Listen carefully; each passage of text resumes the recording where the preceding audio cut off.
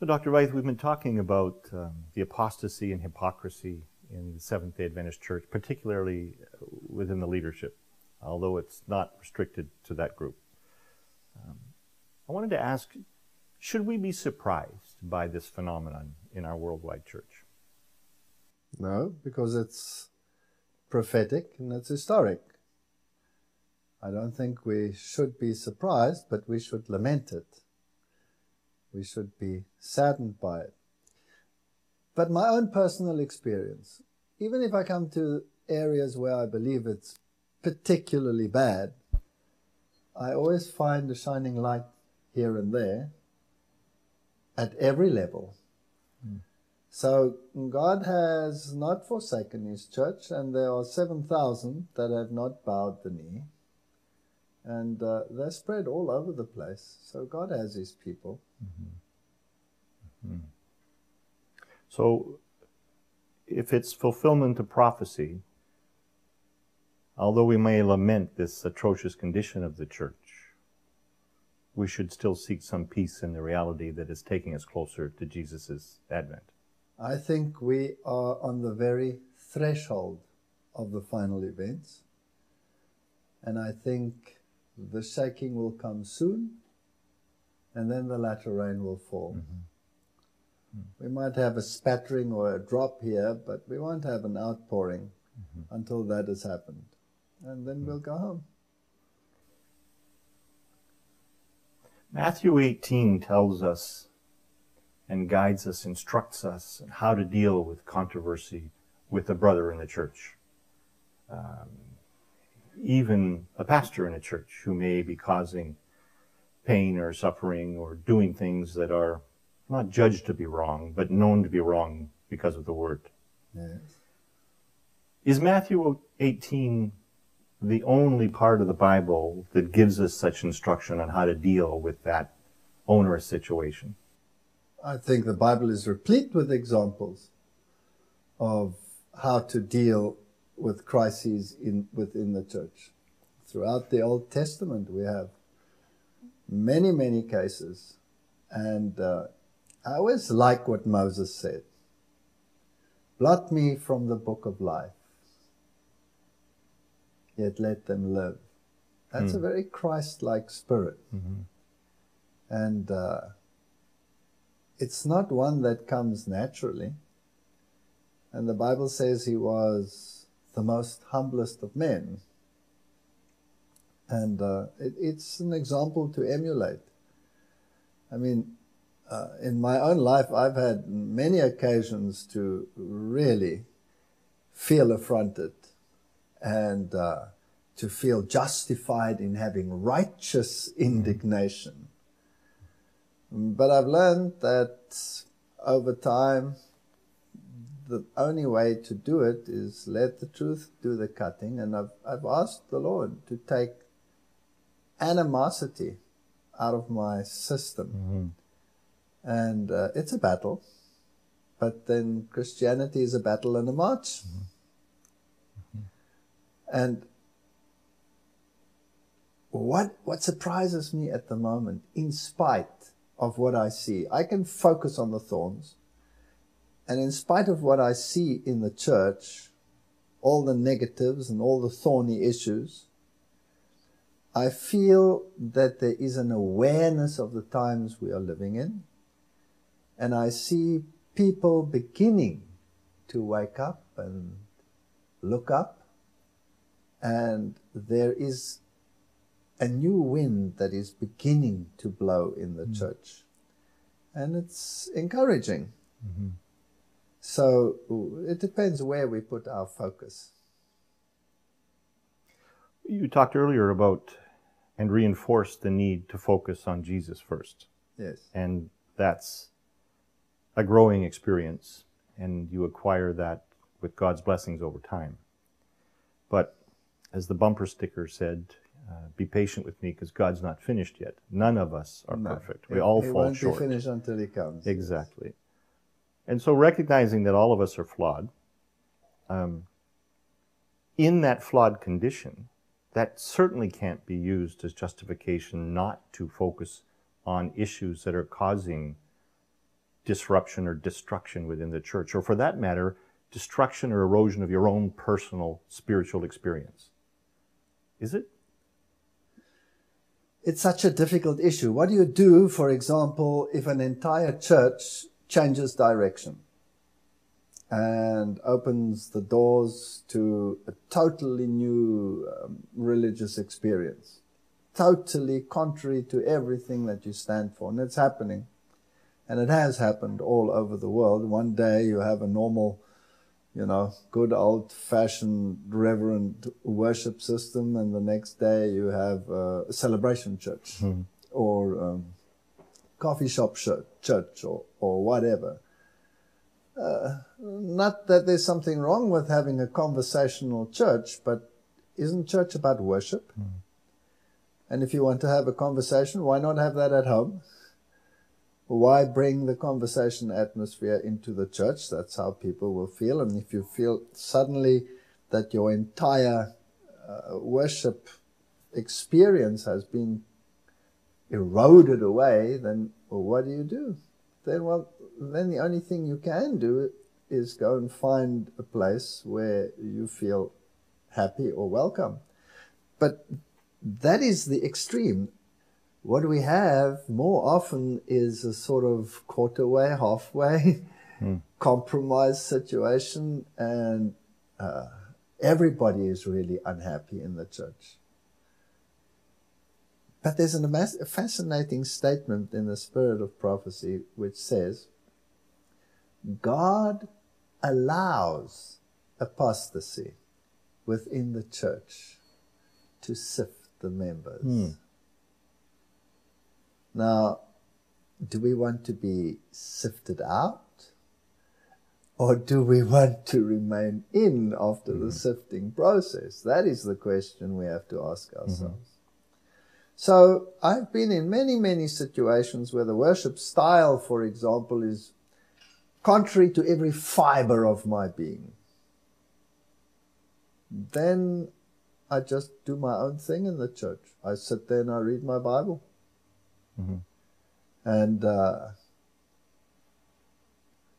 it might be a little bit offensive even to some that I'm sitting and reading my Bible, but there's nothing else to do, right? So yes, it's a tricky situation, and how do we deal with it? We must be clever as serpents and gentle as doves.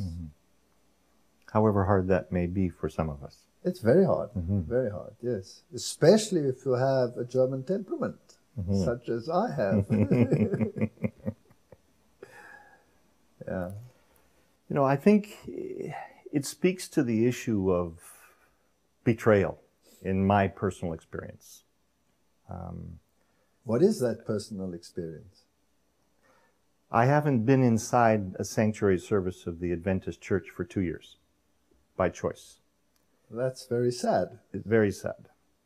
But the alternative would have been sadder, because I went through a 3-year-plus experience of dealing with the kinds of leaders we've been discussing, to the point where an errant pastor was actually transferred from the church as a result of the building pressures and the work that the church board was doing, but was ushered out of the church in a hails of glory and adoration.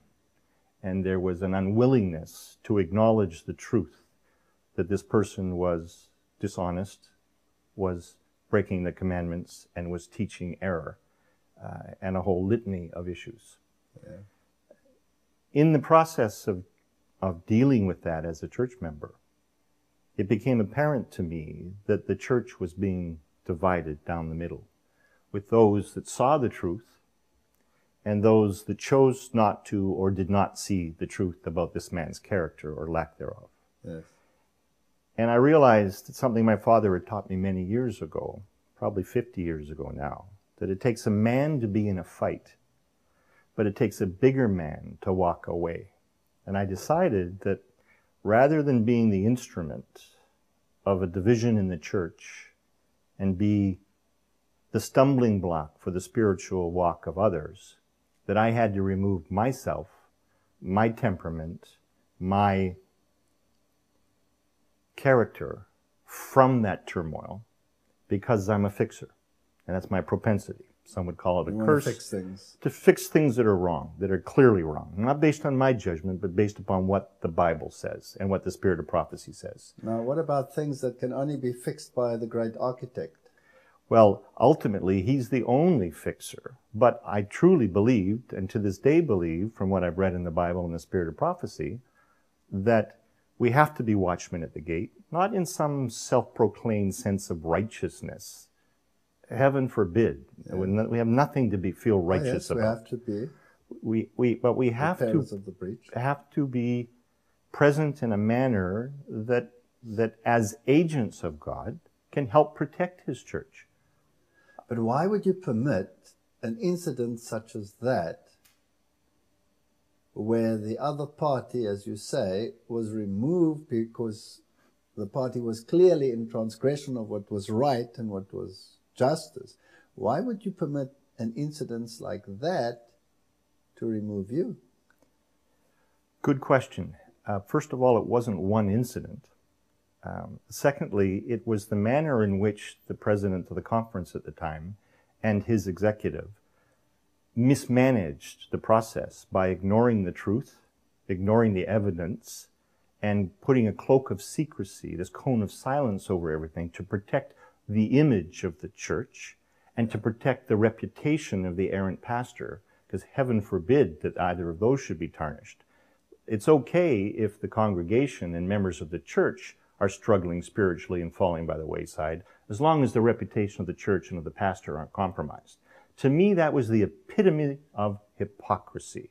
And every fiber of my being screamed out against that. But I resisted that at that ultimate point and removed myself because, to your question, I didn't want to be a stumbling block to those in the church that were left behind. Even though the errant pastor had gone, you still had to deal with the executive at the conference level, and you still had this divisive factions within the church. And because of the proactive role I played as a member of the board to expose and address these issues and problems, I was seen to be the devil incarnate. Now, I could care less what other people think about me, providing my walk with God is secure. But I began to also feel that the hypocrisy was more than within the church leaders. It was within the congregation itself. Doesn't God say He sets up kings and He removes them?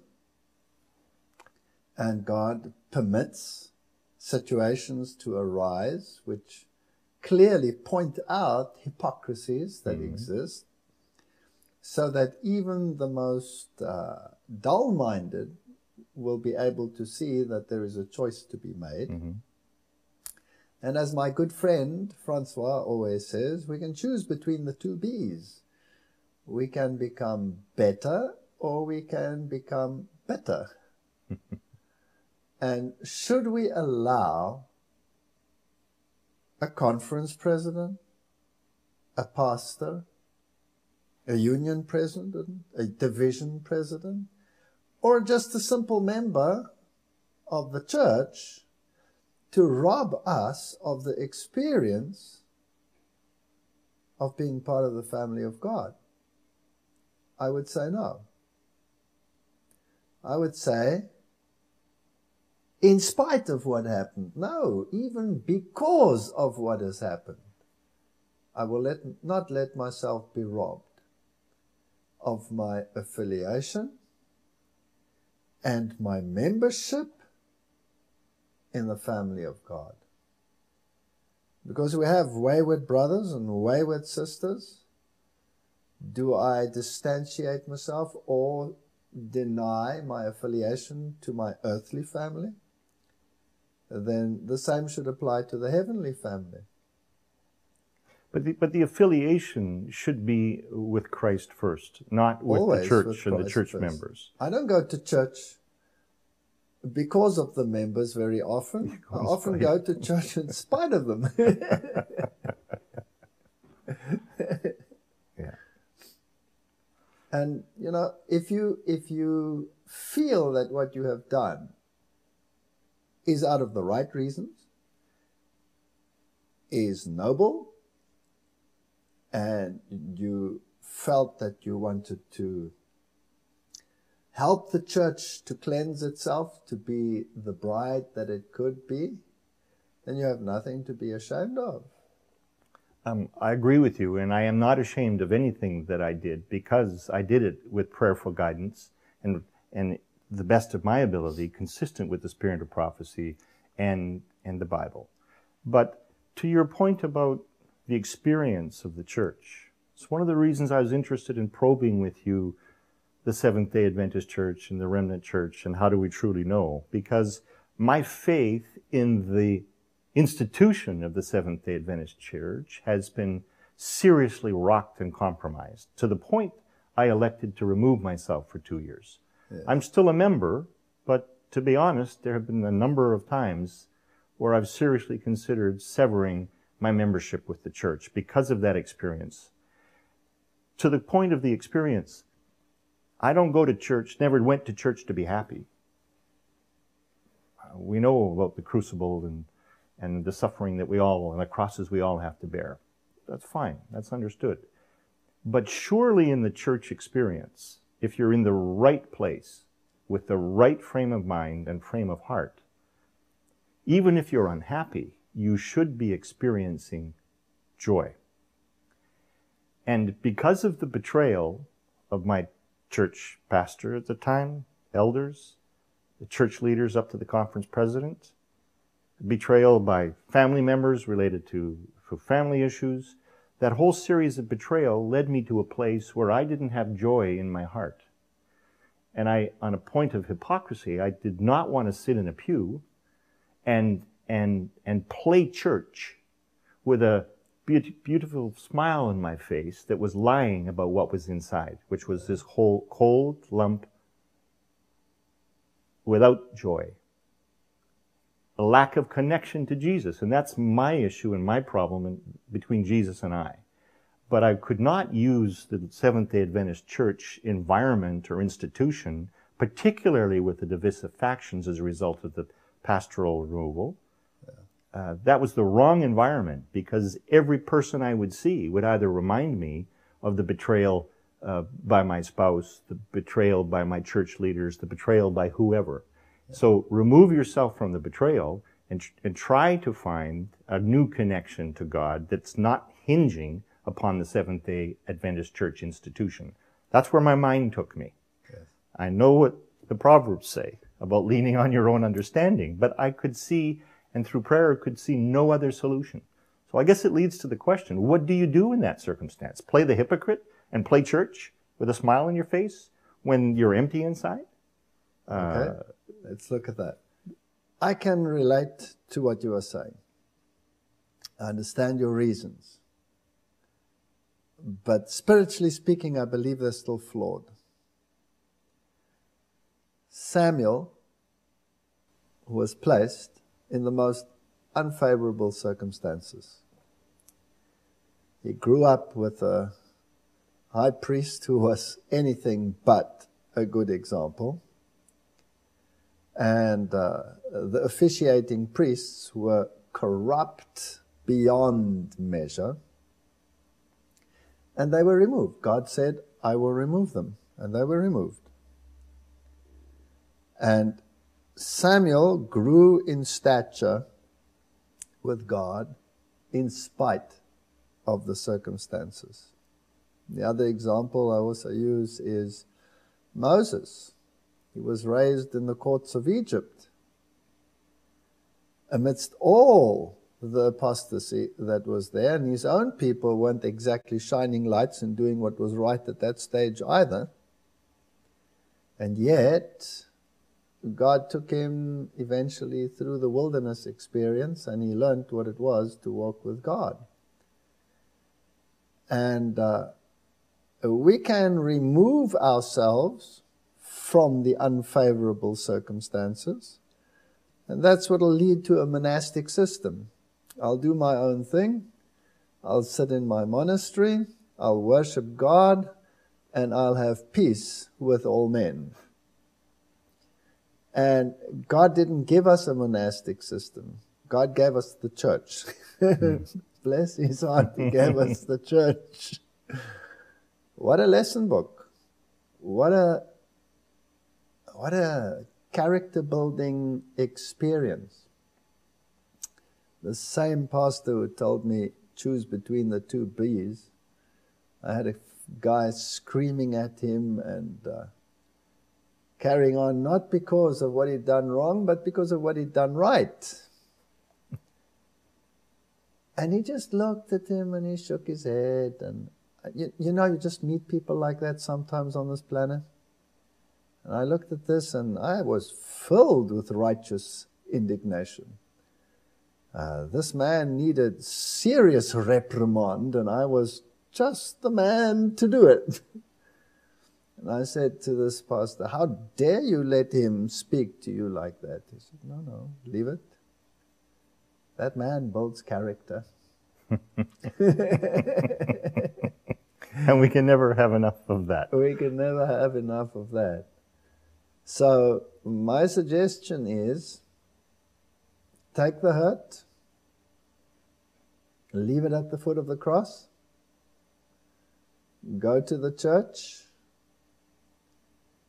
and instead of looking at the hypocrisy, look who can benefit by your presence, who can you help, who can you uplift, and work from there. And then watch in the providence of God how he will change circumstances. If we all decided to withdraw, what would remain in the church in the end? There would be nothing left.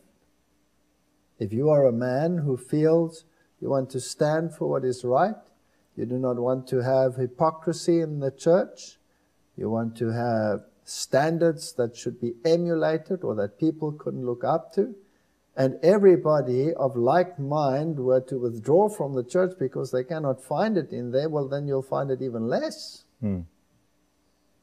My advice is go back. Get the glue. Go back, get the glue. Yes.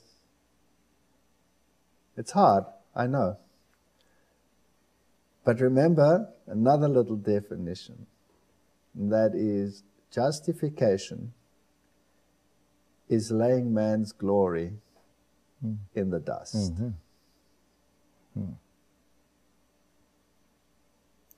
I think wise words, Dr. Veith, and I appreciate you sharing those. It's certainly a struggle, and we all have our crosses to bear, as I said it earlier, but the inherent contradictions in how we're told we should respect our church leaders when they're not worthy of respect. Those types of things are major stumbling blocks, certainly for me. I can't respect the pastor that lies outright. Paul said, "You whitewashed wall."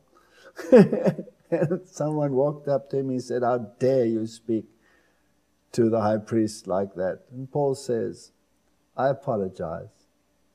I did not know that it was the high priest, for it is written, thou shalt not speak evil of the leaders of thy people." But by definition, he was a leader of the people and he was a whitewashed wall. I mean, Paul summed it up beautifully. And yet, had he known, he wouldn't have said it. What do you do now?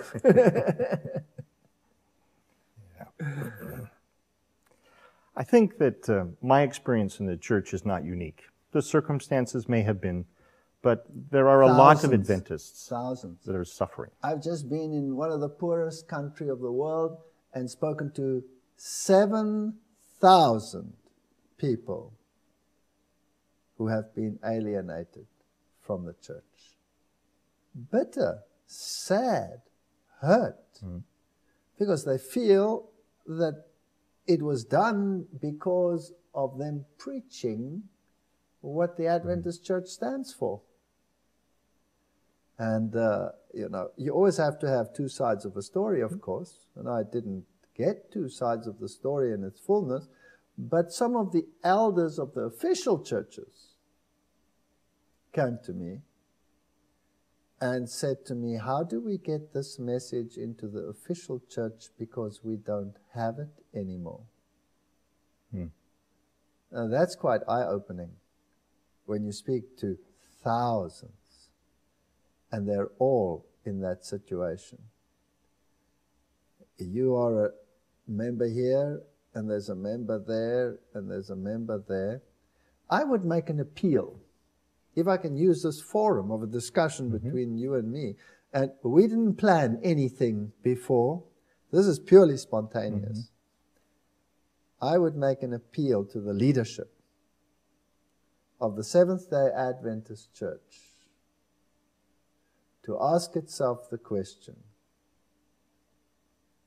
can we live with the alienation that has taken place within our ranks?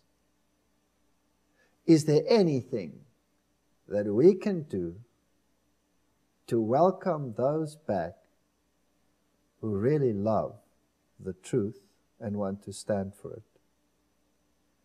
And I would like to make an appeal on those who have been disenfranchised and have been removed to lay anything that is not absolutely in line with the issues of salvation to one side, pet theories, or whatever it is, lifestyle. These are things which God works with individually. Lay them aside, and let's see how close we can get. And there will be always issues which divide absolutely, because they're issues of clear-cut rights and wrongs, where there is no compromise that is possible. I'm not talking about a compromise. I don't believe in a compromise with error, but I do believe, and I've started to believe, in a compromise in terms of shutting your mouth on issues that are not absolutely essential for salvation. And see if we can fix this church from inside. Well, I would hope and pray that the leaders of the church and those that have been disenfranchised would hear the appeal and would respond to it favorably. That would be nice, wouldn't it? Unfortunately, in terms of my experience, and I hope I'm wrong, but I don't have a lot of faith that the leaders of the church will respond. I look at books like Samuel Corintang Pippin's Must We Be Silent, and the issues that he explores with such incredible insight. And his final admonitions are similar to yours. Stay to the church, respect your leaders, follow the Bible, grow your connection with God. Those truisms are well known by many of us. Yes. But one read of one chapter of that book alone gives you a tip of the iceberg of the fundamental issues within the leadership of our church. I've sat in the committees. And I've sat in high-ranking committees, I mean at the highest level. And I know what is said. But let me give you an encouragement. I've sat in committees where pastors would break out in tears, literally, as a consequence of some of the blatant apostasies that were put forward as commendable. And looking at the groupings that took place and the numbers, I would say that those who believe it is written just as it is written were vastly outnumbered. And yet when it came to a vote, God's truth stood. It's like your mouth starts hanging open and you say, how exactly did that happen? And the only conclusion I can come to is God is still in control of this church. And He's the captain of the helm, and He will see this ship through. And there will be a terrible shudder and a terrible shaking. But God forbid that we throw the Manasseh overboard before he converts. So, no question, God's at the helm and we have every faith. But we're in the bilges, sloshing We're in around the with the bilges, garbage. but remember, it's better inside the ark where it stinks than outside Mm-hmm. where you drown. I had that situation in Europe with the Reform Adventists. They told me the ark stinks, and I said, yes, but the solution is not the swimming lesson. The solution is a clothes peg. Yeah. Because it's going to remain there. In our last discussion, in our first interview series, we talked about many topics, but I'm reminded of it because I think there's a connection between these topics. The church is not perfect. Its members and leaders are not perfect. That's a given. None of us are perfect. No. But one of the things that drew me to the church late in my life, 10 years ago, as a scientist and a believer in evolution, as you were, Yes. was this refreshing willingness and ability to examine the truth of the Word and to abide by the Word out of love of God, the obedience born from love, Yes. and the willingness to study and explore the spirit of prophecy in the Bible line by line, verse by verse, and the incredible truths that it unveiled. A wondrous intellectual experience for me, and that was how God drew me to the church. Yes. However, in my experience over the last 5 years, on the issue of adultery and divorce, where I was the victim, I had a pastor in one of the churches in the Lower Mainland that actually said that the errant parties should be rebaptized and remarried, even though the manual of the church, the Bible, and the spirit of prophecy, and all of the guidance and direction says that in an unrepentant situation where adultery continues, that is not what God teaches. That is not what should be done. And so trying to reconcile that statement by a pastor with my current situation, and believe me, because of that betrayal in the family, I studied it intensely. I approached the pastor and asked him to explain and help me understand what I was missing, because that's not what I read in these authorities. And without going into the detail, the responses were less than satisfying because A, they were not consistent with what the Bible said, and they were more situational ethics to create an opportunity to get wayward members of the church back into the church, even though they may not be repenting, they may still be committing adultery. That led me to arrange for a session with conference leaders and this pastor so that we could discuss it. And I came with the Bible and Spirit of Prophecy writings and Samuel Bakioki writings on this, and all of this authority highlighted, marked, page numbered, to put before them to have a shared discussion, because there was such a focus on Bruce's interpretation being wrong and their interpretation being right. I thought, I must be missing something. You must be missing something. After 4 hours of discussion, without a willingness to open the first book or look at any of the sections of the manual, Ellen G. White teachings, Bible teachings, any of those authorities. It was all about how do we mediate this conflict so that Bruce's irritation goes away. And my response to them was, I'm not irritated, I'm perplexed, I'm saddened, I'm confused. If I've got it wrong, please show me where, because my understanding of the Bible is different from what you're teaching. Refused to open the books, went away. One of the conference leaders took me aside in the parking lot and said, Bruce, you're absolutely right in your understanding of those authorities with respect to adultery and divorce. And I leaned a little closer to hear what else he had to say, because I knew there was a but coming. And the but was, but Bruce, this is a young pastor, and he's doing well.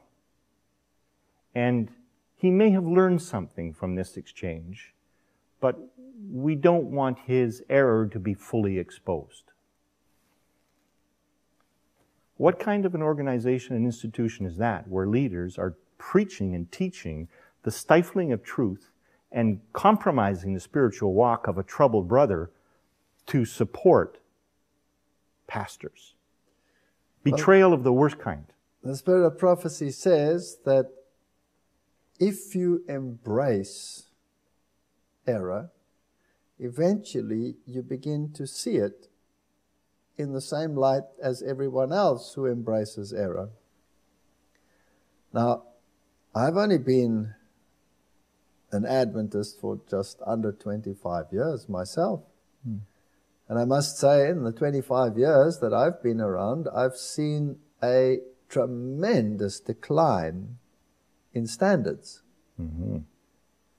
But the spirit of prophecy stated that standards were declining in her time and would decline further as we go along.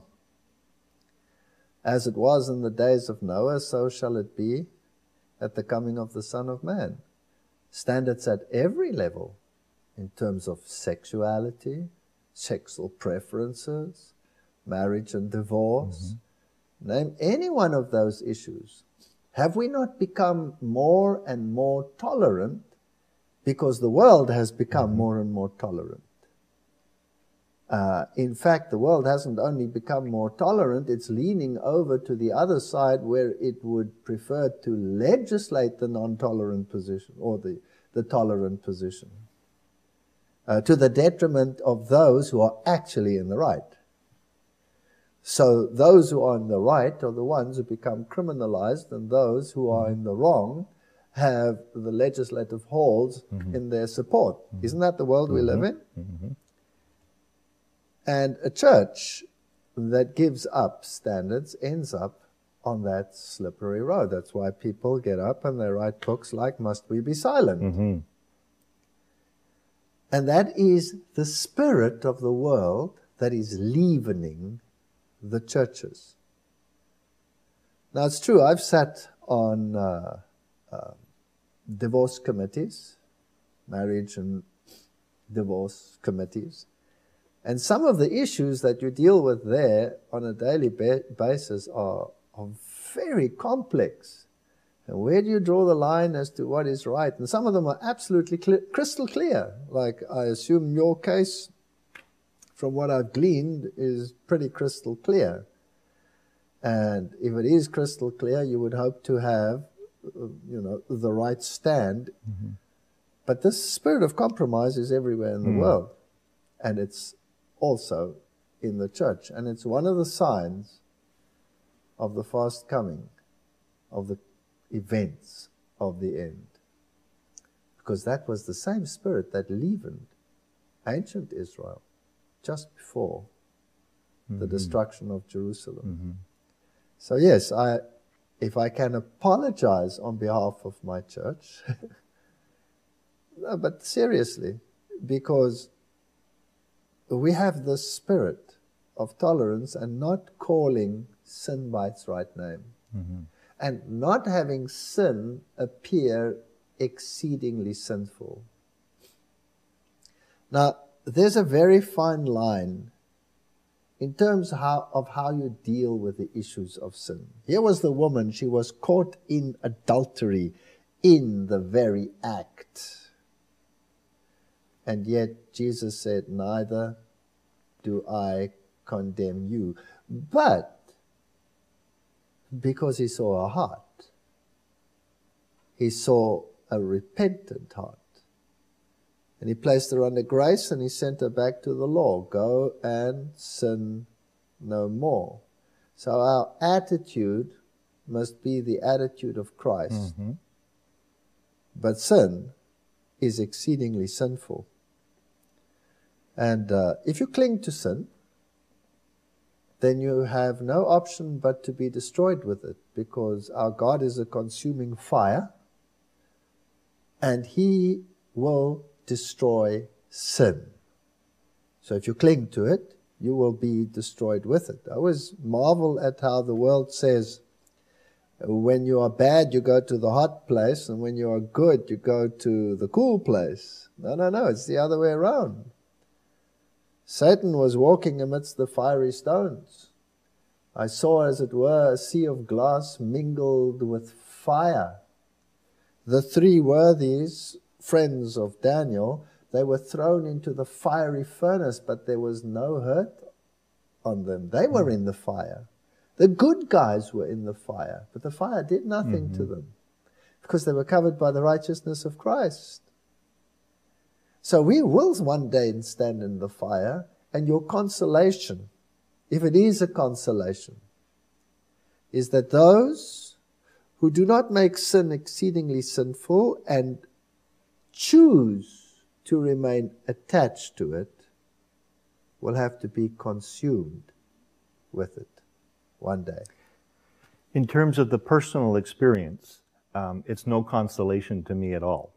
In terms of the end-time theology and truths, of course it's a consolation, because ultimately sin will be eradicated forever. It'll be eradicated.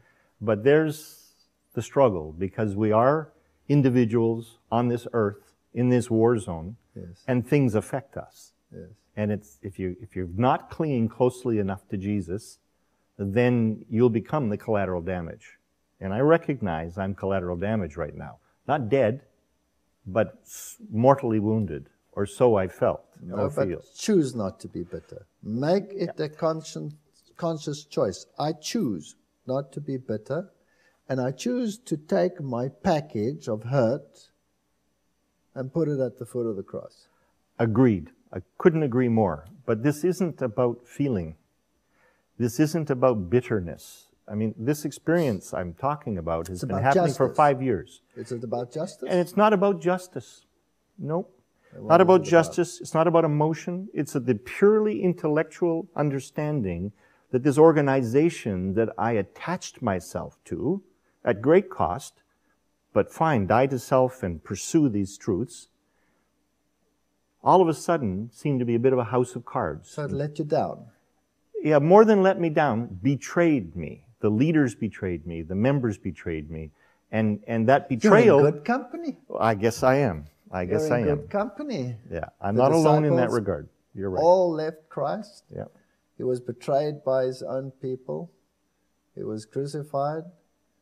And Ellen White says, we will have to draw warmth from the coldness of others, courage from their cowardice, and faithfulness from their treason. That's a powerful statement. And if we can learn to do that, then we have learned a lesson in Christ. Good point. I think your comment about taking the betrayal or the anger or the hurt, surely there's emotion involved. We're all human beings. Yes, sure, there's emotion. But you cannot choose to not have an emotional response. You have to acknowledge the emotion you have. You can. And choose what to do with it. That's right, but you have the freedom of choice. On what to do with the emotion, not whether you experience the emotion. You cannot negate the experience, but you can make a choice as to how you're going to deal with it. And so coming full circle to the choice that I made, recognizing the influence I was having on those around me in the church, the detrimental effect it was having on my spiritual walk and my heart, although every fiber of my being said, Bruce, get back into that fight and correct this error, because these leaders are leading the flock astray and they are hurting you and others, I chose to walk away. Because my presence was more of a disruption, more a liability than an asset. What you were seeing is that this was not going to change them. No matter what stand you took, they had made their decision. So you did what you felt you had to do. You said what you felt you had to say. You did not get the response you wished that you should receive. And they, in your opinion or in reality, did not move one iota from their position of error. That's the fact of the matter, and you cannot change it, but you did what you could, and you leave the consequences to God. To go and try and force the change in their attitude is a waste of time. Yeah, no, I realized that years ago. You're right. So scratch it out of your book, turn a new page, and say, I'll leave that to God. Agreed. And I'm there. But there's still the matter of the Adventist church and the institution with all of the apostasy, hypocrisy, and intellectual dishonesty. But if it's not there, you're in the wrong church, brother. I say to people, look for a church that's pathetic, that's lukewarm, that doesn't seem to have righteousness. It needs eye salve, it's spiritually blind. And if you found it, then join it. So take solace in the fact that these trials and tribulations prevail because it's fulfillment of prophecy and Christ is coming soon. Yes, absolutely. Absolutely. There's no other way you could deal with it. If you tried to change it, you'd go insane because you'd be barking against prophecy. And prophecy stands like a rock. You cannot move it. You cannot change it. But God will change it. And He will have a church triumphant. I was told in this experience by some church leaders that, and was asked the question, Bruce, where is your love? Where is your forgiveness? To which I replied, because it was a rhetorical question to me, to which I replied, only God knows my heart. Yes. Don't you presume to judge it. But you cannot smother, stifle, hide, secret away these terrible goings-on within the church and the congregation out of some self-proclaimed, self-righteous message of love, and that to do otherwise is not being loving like Christ was. You may not reduce love to a sickly sentimentalism. Love is a principle. Yes. It's not a gloss over. Yeah. You're right. Yeah. But they used it that way in their criticism to try to argue, do not address these issues. Step back. Stop rocking the boat. Even though we're all in the bilge, if you're on the starboard side or the port side, the boat may still rock. Yes. So that message of love is very important because you're right, love is a principle and it's a choice, and it's not sentimental love. It's Christ-like love. Yes. Not always easy to achieve. Yeah. The spirit of forgiveness is another one that is very difficult under certain trying circumstances. But Christ said, I have forgiven you, and if I had to make a list of all my transgressions in my entire life, well, it would be a substantive. long list.